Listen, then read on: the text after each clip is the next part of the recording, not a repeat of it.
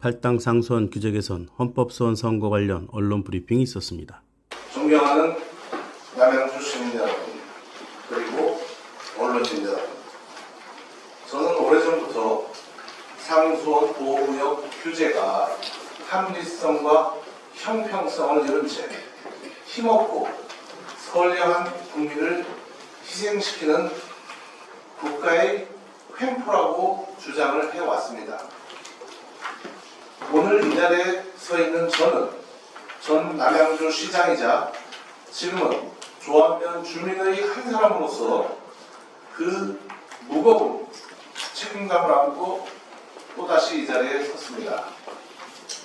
지난 목요일 헌법재판소는 조안면과 탈당리 주민들이 제기한 헌법 소원을 권한 판단 없이 각하 처리했습니다. 이 결정을 보고 저는 그래도 헌재만큼은 좀 다르지 않겠느냐라는 마지막 기대가 얼마나 어리석은 희망이었는지를 뼈아프게 느껴야 했습니다. 제가 이 정도로 화가 나고 허탈한데 혹시나 하는 희망을 붙들고 지난 5년을 버텨온 탈당 조안 지역 주민들은 얼마나 큰 배신감과 고통을 느꼈을지 상상할 수 있습니다. 헌재가 약자의 현실을 조금이라도 진심으로 고민했다면 이렇게 무책임하고 무성의한 결론으로 판단을 회피하지 않았을 것입니다. 주민들의 요구는 단 하나였습니다. 50년 동안 특정 지역만 희생시켜온 이 규제가 과연 헌법 정신에 맞는가, 그 정당성을 판단해 나가는 것이었습니다.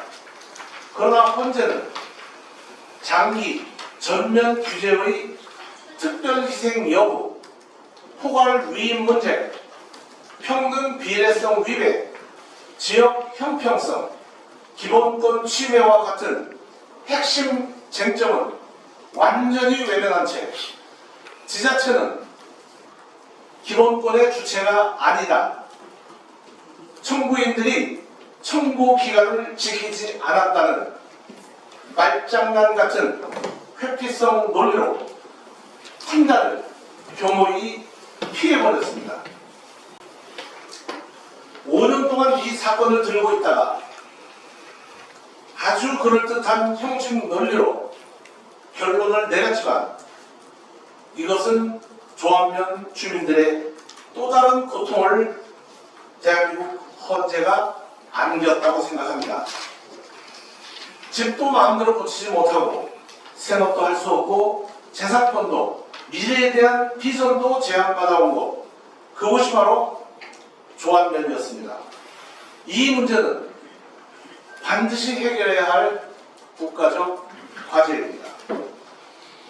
저는 이번 각하 결정이 우리한테 크나큰 상처로 다가왔지만 결코 마지막이라고 생각하지 않습니다.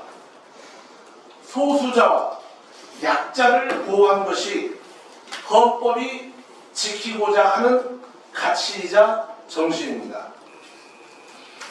헌재가 그 역할을 외면했다면 이제 우리의 전선은 국회와 정부, 정책의 현장으로 이동해야 합니다. 이제는 입법과 제도 개선으로 근본적인 해답을 만들어야 합니다. 저희는 결코 물러서지 않겠습니다.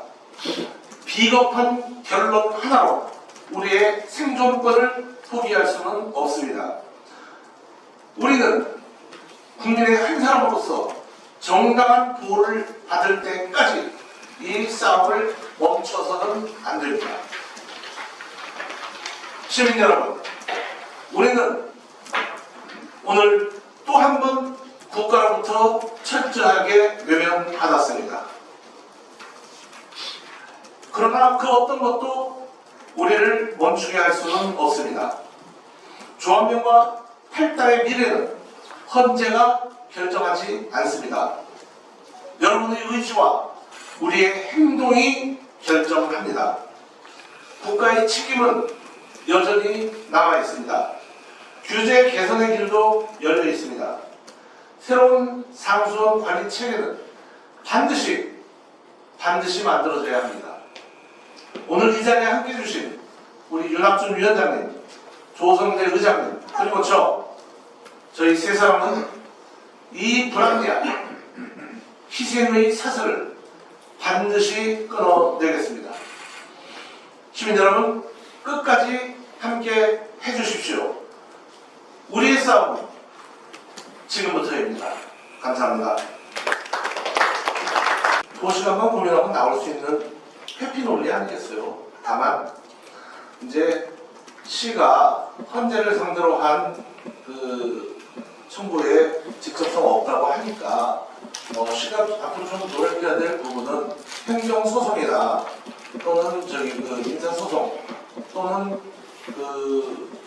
이제 다른 법률에 상주 충돌되는 부분 이런 거에 대해서는 전 시가 주체가 될 수 있다 생각합니다. 제가 우리 의장님 여기 계시니까 의장님이 조금 나서셔가지고 우리 이 문제만큼은 주요 쟁점으로 만들어보자 해서 제안을 해볼 수 있다고 저는 생각을 해요. 의장님께서 아마 네. 구상이 있으시겠죠? 예. 거기서 제가 좀 덧붙여 말씀드리겠습니다.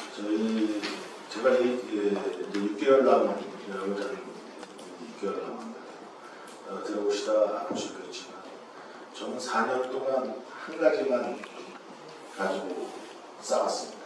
뭐냐면 바로 한강법. 우리가 한강법 폐지를 노래한다고 해서 한강법 폐지하겠습니까? 국가에서 2,600만 명이 몸을 칩습니다. 다만 한강법 폐지를 외치는 이유는 그 50년 동안의 규제 일변으로 갔고 그 50년 동안에는 우리 남양주 시민의 지금 이제 조합면만 얘기하시는데요. 이 한강법이 어느 정도 무서운 법이냐면 조합면 면단이 하나만 문제가 아니라 남양주 전체의 문제가 되는데 심각성이 더 있습니다. 물론 조합면 주민들은 그동안의 재산권 또 재산권에 대한 행사를 못하니까 행복권도 헌법에 보장되는 것도 희생을 강요당했죠. 그런데 이 한강법을 깊이 알면요, 바로 과밀업체, 그린벨트, 산림, 이게 전 남양주 458km²에 다 해당되는 중적 규제의 한강법이 맨 오종물에 있다 이겁니다. 근데 이게 왜 남양주 시민이 이것을 지키지 못했냐면 저희가 이 한강법을 잘 모르고 법률 개혁을 너무 심각하게 받아들이니까 이거에 대해서 시민들의 개의감이 있는 거예요. 가밀업체 한번 보세요. 요번에 1년에 우리가 왕숙지구 들어서잖아요. 상기 신도시. 그래서 거기 20만 명이 넘게 들어서는 인구가 도시계획을 지금 하고 있는데 거기 왕수청 유역도 한강법에 걸려와서 있었는데 해결됐어. 그럼 국가는 자기네들이 하는 것을 마음대로 해제시키고 우리 시의 시민들은 시민 이전의 대한민국 국민입니다. 그래서 헌법소를 제기했던 거고요. 시장님께서. 근데 야 이거 국가의 유익이니까 상호를 해줬으니까 국가에서 책임져. 국가는 도에다 했으니까 도에서 책임져. 우리 시는 이거에 대해서 한 번도 떼써본 적도 없습니다. 행정기관에서 시나 의회에서도 한 번도 떼를 안 썼습니다. 그린벨트 풀어달라 뭐 해서 안 돼. 그린벨트에 우리 계집 하나 못 줬잖아요. 근데 왕숙지구 하나만 보십시오. 500만 평이 넘는 그린벨트는 국가라는 그 단체라고 제가 표현하겠습니다. 그 권력에서는 마음대로 풀어요. 그럼 우리는 수십 년 동안 몇 대를 가져왔던 데는 이러이러한 피해를 고스란히 안고 있는데 이거에 대해서 한번 고민해본 사람이 있나요? 지금 여야를 얘기하셨는데요. 지금 현역 국회의원들 세 분이 헌재에서 각하된 거에 대해서 입장을 한번 발표했으니까 지역구를 두고 있는 국회의원이 여기서 뽑아줘서 자기 국회의원 돼가지고 여의도에 가서 큰 소리 치고 있는 분들이 이거에 대해서 한번 보도했냐 이거. 저는요,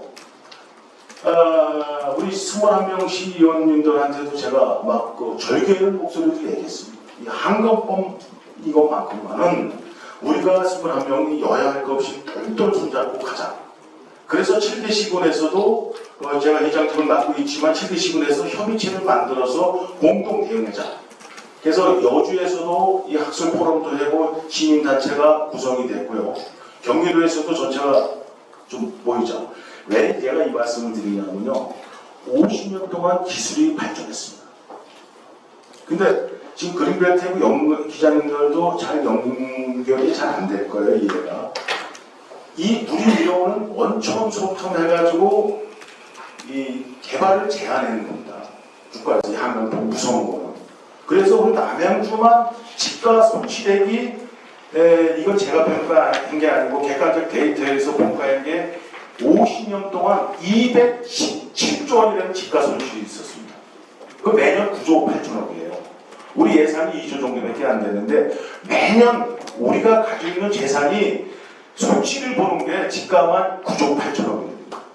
그러면 그 9조 8천억에다가 우리가 산업을 할 수 있는 용역을 하면 매년 최소한 몇백 조가 없어지겠죠. 이 심각한 것을 전 시민이 알아야 되고 의원님들이 아셔야 돼요. 특히 여의도에 가신 분들이 별내 이게 어떻게 조합면의 일입니까? 별내 그린벨트 누굴 위해서 시키는 겁니까? 그린벨트가 호파예요. 공기정화.